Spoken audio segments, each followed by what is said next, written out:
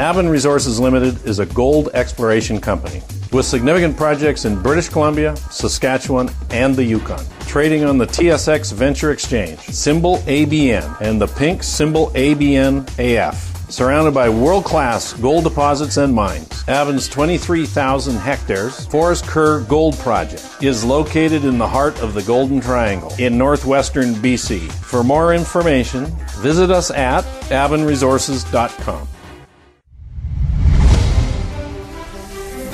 Welcome to the Goddard Report. Comments made on the Goddard Report and TalkDigitalNetwork.com are an expression of opinion only. Here is Jim Goddard. My guest is Sharon Noble, Director of the BC Coalition to Stop Smart Meters. Welcome back to the show, Sharon. Thank you very much, Jim. You're concerned that TELUS is putting up micro cells in the 5G frequency. Why are you concerned about it? And I'm just wondering, wasn't that the same frequency they found was giving the British military cancer? Well, there are a couple of clarifications to what you just said. Okay. TELUS is not putting up 5G yet. 5G is not out there yet. The transmitters are being put up in anticipation, but the 5G is in experimental stages right now. There are 4 or 5 pilot projects going on in the U.S. They're trying to figure out how best to use them. But these are very, very high frequencies that, yes, the military has used them. They were found to cause excruciating pain on the skin, and they used it for crowd control and military crowd control, for soldiers that were being, encroached upon.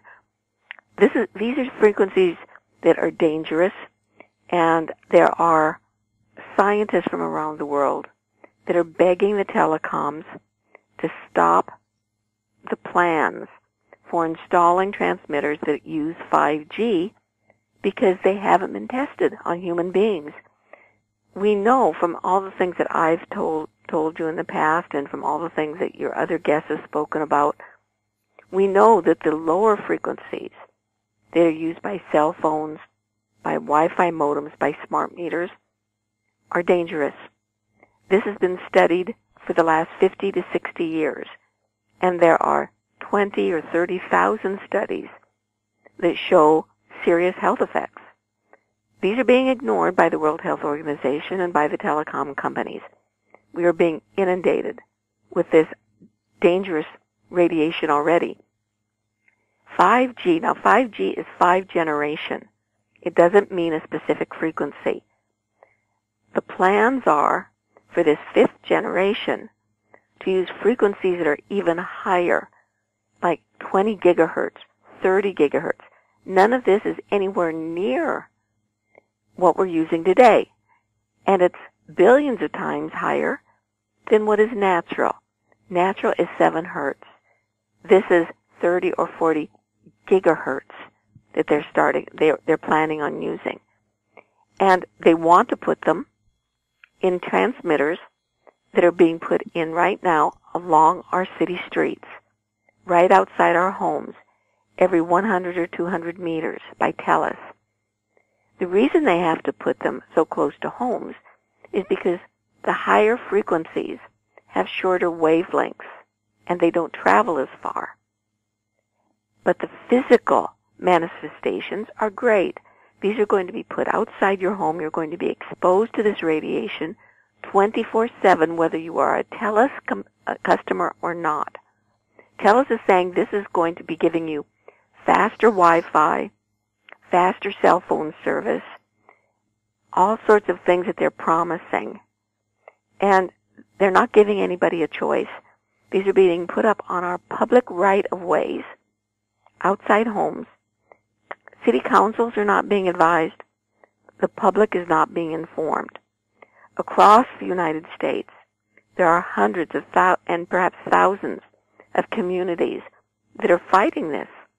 This is an infringement upon our civil rights in so many ways. Like the smart meter, this is being thrown into our home without our permission, without our knowledge. We are being assaulted in our own home. But in addition, these are using our public land. These are going on the right-of-way where they don't have to pay for anything. They're using this for free. And in fact, one of the industry justifications for doing it is it's so much cheaper. They don't have to fight people. They don't have to get permission. They just do it. Now, we need to put a stop to this for many reasons, but most importantly is because this 5G radiation, the radiation that's going to be coming from these 5G transmitters, has never been tested. The other frequencies have been tested for 50 and 60 years. We know they're dangerous. We know what could potentially happen. This 5G has never been tested. Until recently, it didn't even exist. And scientists say the only test that they've been able to do so far, because, scientific test takes a long time. You have to set up the protocol, whatever. They find that the skin is burned. You feel it burning. That's why it was used as a weapon. The skin reacts. The scientists have found that the hairs on our arms, for instance, act like antennas. And the radiation follows the antennas down. Another fear is that our most vulnerable parts of our body, for instance, our eyes, will be affected. This is something that has been demonstrated before, that those parts of our bodies that have the most fluid, our eyes, men's testicles, things like that, are the most affected. And these are right out in the open. These things will be coming through our homes when you're in your yard. You can't get away from this. So it's vital that we stop this. Another thing that is coming from this, and it's in the States, it's starting already, because we're going to have these things outside our home, and the telecommunications companies are saying, we're providing you with better cell service, is that they're going to be doing away with landlines. TELUS has told people, some of their customers, and people have written me about it. Now, I haven't talked to TELUS, so it's all word of mouth. But TELUS people have told these customers that they're removing the copper line from the landline that's needed to carry our signals because it's cheaper to have it done wirelessly. We will not have a choice about keeping our landlines. So those of us who don't want to have a cell phone will not have any phone service. If your cell phone is down, and people know that your cell phone can die if you haven't charged it, for outages, for many reasons, people need a landline for emergency services. Emergency services can more easily find where you're calling from. They can identify and track you down. If you're calling 911 and saying you're being assaulted, and they can track you. It's not as easy to track you with a cell phone.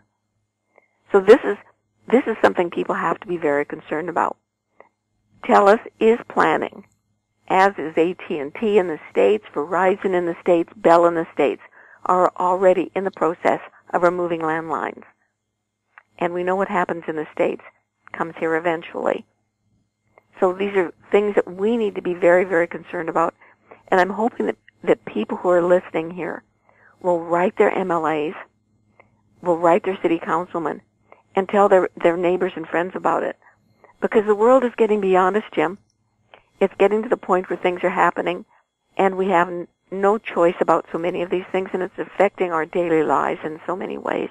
We'll have more with Sharon Noble right after the break. I'm Larry Ray, President and CEO of American Manganese, Inc., listed on the TSX Venture, ticker symbol AMY, A-M-Y, with proprietary patents in the U.S., China, and South Africa. Our focus is on recycling lithium-ion batteries for electric vehicles. China recently legislated the responsibility for recycling onto their electric vehicle manufacturers and importers. For more information, please visit AmericanManganeseInc.com or phone me, Larry Ray, at 778-574-4444. I'm Brian Fowler, President of Blind Creek Resources Limited, listed on the TSX Venture Exchange, ticker symbol BCK. Blind Creek is focused in the Yukon, Northwest Territories, and British Columbia. The company's key property is the Blend Project, one of the largest undeveloped lead-zinc-silver deposits in Western Canada, plus plans to advance the recently acquired, fully permitted historic engineer gold mine in the Atlan District of Northwestern BC. Check us out at blindcreekresources.com. Welcome back. We're chatting with Sharon Noble. Sharon, you're concerned that the World Health Organization doesn't appear to be taking all this extra radiation exposed to our bodies very seriously, and you're also concerned that there might even be a conflict of interest there. Might be. There are. It's a complicated issue. Let me start a little bit at the beginning. There is an industry group called ICNIRP. That's the abbreviations, and I won't go. It's the International Commission for Radiation Protection or something like that. And it is basically a group of for military and industry where they have been setting standards for radiation exposure for years, for decades. They set it at a level that is good for them. The World Health Organization is supposed to protect us. And since 1992, there's been a project called the EMS project that was put in place to try to figure out, are wireless devices, is radiation dangerous, is it being studied enough, this sort of thing. Even in 92, there were thousands and thousands of studies saying we should be mightily concerned. The precautionary principle had been called for already. In 92, the first chairman of this group was Michael Rapaccioli. And Michael Rapaccioli was in the Health Canada. He had many, many connections with industry.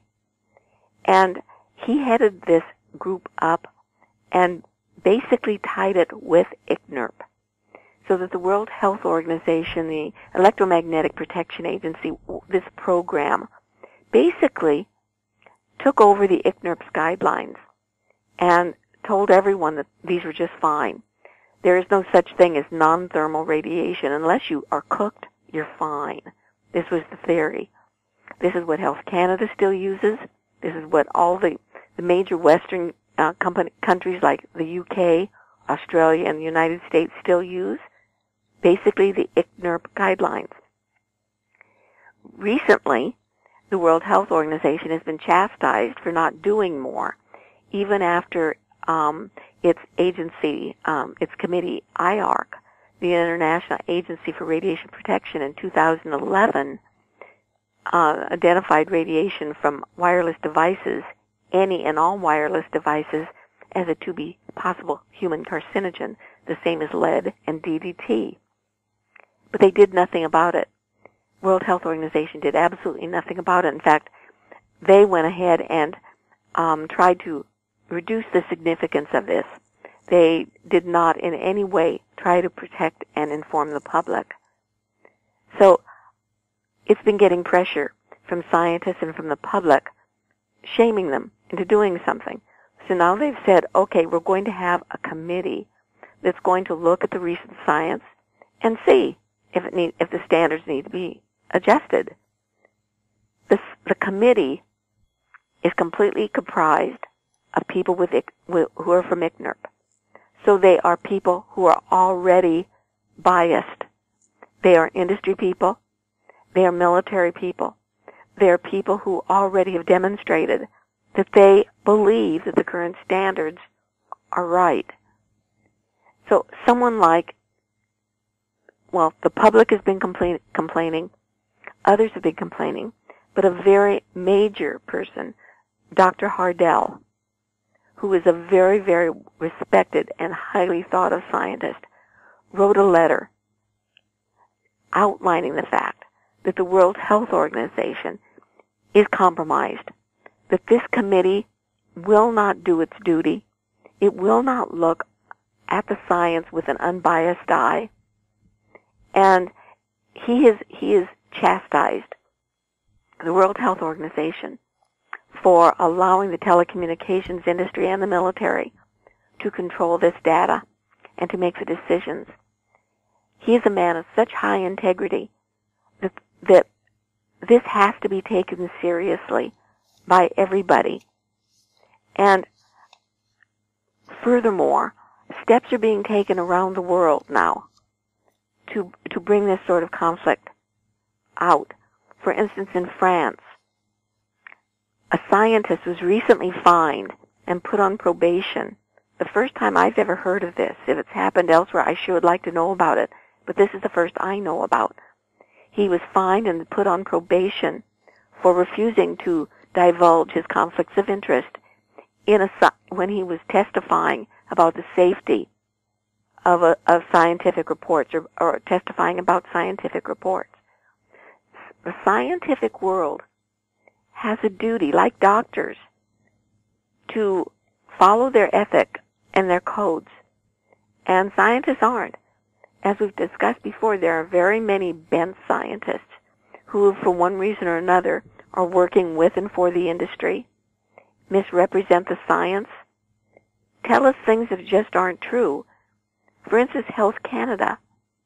Health Canada should be warning people that cell phones are dangerous if you use them next to your head, that children should not be allowed to use wireless devices, that there are studies showing that children, even in utero, now are being exposed and suffering the consequences, whether it's autism, whether it's hyperactivity, whether it's learning problems, whether it's brain tumors in young children is occurring as young as 2 years old. Sharon, can we explore that a little further right after the break? Sure. We'll be right back after this. I'm Bill McWilliam, president of Cascadero Copper, CCD on the TSX Venture Exchange. Cesium is one of the world's rarest metals with a growing industrial demand. Drilling is underway on our Tehran property in Argentina to prove up a cesium resource. Cascadero's patent-pending leach process has the potential to make Cascadero the lowest cost supplier of cesium in the world. Visit our website, cascadero.com, or phone us at 604-924-5504. In Goddard we trust. Welcome back. We're talking with Sharon Noble. Sharon, I know we've talked in the past about in Australia they're finding all kinds of brain tumors in young people who normally don't get brain tumors. Can you tell us about some of the latest reports on that? Well, about a month ago, I think it was, I shared a report, and I think we talked about it, that was done by the American Brain Tumor Association. They showed the incidence was increasing dramatically in the age group of 15 to 29. I think it was 15 to 29. 15 to 29 in that range. And the supposition, the guess is, it's because these are the people who were exposed to wireless radiation from the time they were born.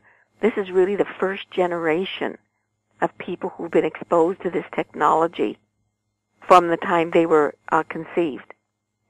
And the incidence of brain tumors is increasing very, very quickly. And in a number, the numbers are quite astounding. Unfortunately, we don't have the numbers here in Canada or even in the U.S. for all of them. The Cancer Society is not keeping them. Neither is Health Canada.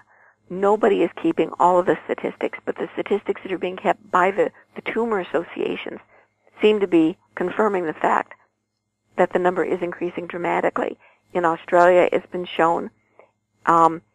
Yesterday, I circulated a report from India where they say that the number of brain tumors in India are increasing dramatically, and they're reporting that the increase is down to age 2. They're saying that the largest increase is between ages 2 and 15.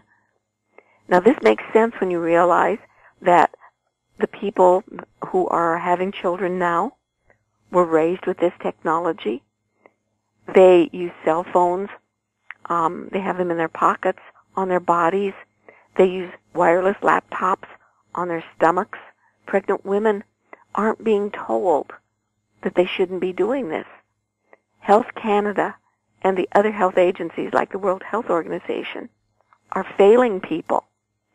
Their job is supposed to be telling people when there is a dangerous product, and they're not doing it.